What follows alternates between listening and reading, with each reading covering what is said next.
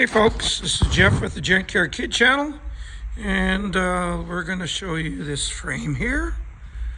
A few days ago I posted a short video on a 65 Chevy C10 that we got in to work over. It's going to get a complete transformation, and earlier last week this showed up.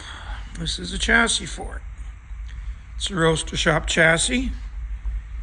It came in assembled minus the brakes.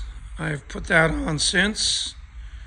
And we also got the center carrier put in it. That's a Curie 9-inch, 350 gears. We got the wheel with disc brakes. I'm just currently waiting.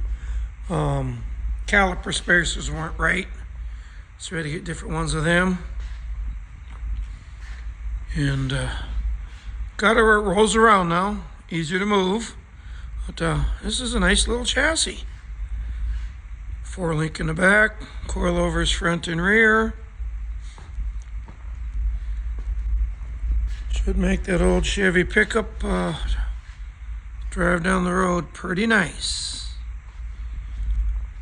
So as we progress on this project, we will definitely be putting updates up on my channel, so stay tuned.